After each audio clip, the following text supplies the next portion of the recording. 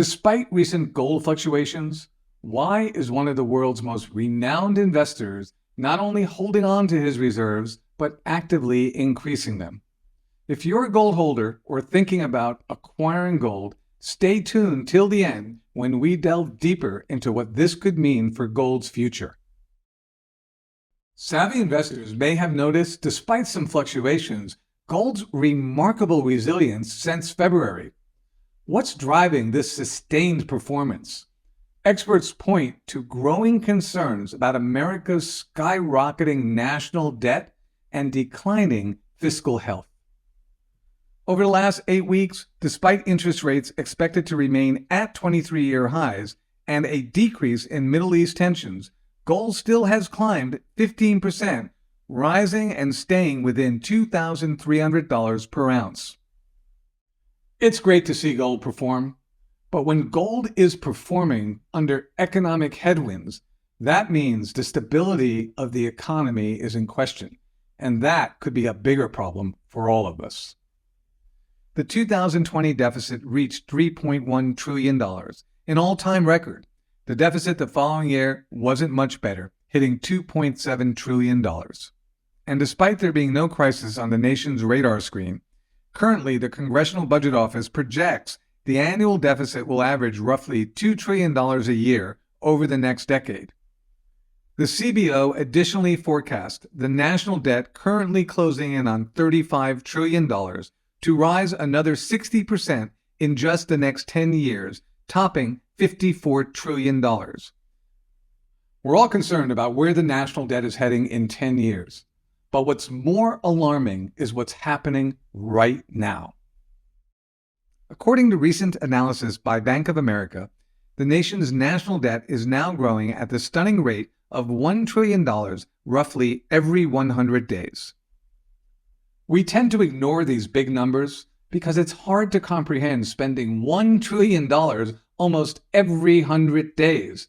But that's the reality we're living in, and the fiscal instability appears to be getting worse.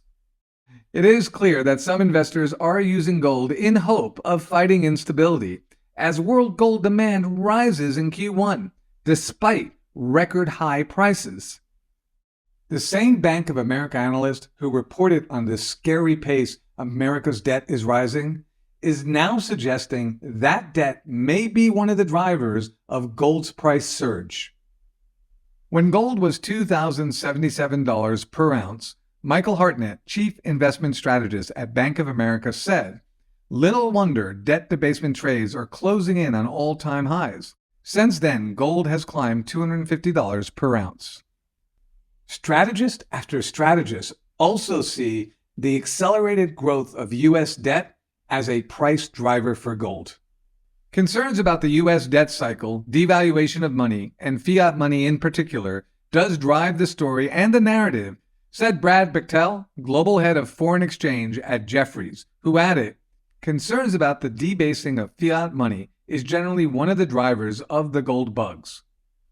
One savvy investor who is turning into a gold bug to hedge against fiscal instability is none other than Ray Dalio, founder of Bridgewater Associates, the world's largest hedge fund.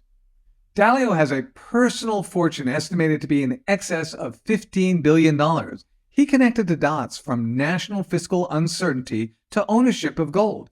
When the financial system is working well, which is when there aren't debt and inflation crises, debt assets and other financial assets are good assets to hold.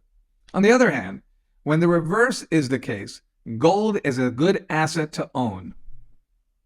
That's the main reason that gold is a good diversifier and why I have some in my portfolio. Many of our customers are concerned about the daily fluctuations in the price of gold and silver. To be clear, focusing on the day-to-day valuations is like worrying about the market value of your home when you have no plans to sell. Renowned investors like Ray Dalio see beyond the daily price changes and are focused on the long-term challenges we face. When you think about inflation, our national debt, and the geopolitical risks we face, where do you think the economy will end up in 3 to 5 years? and does holding and buying gold and silver make sense?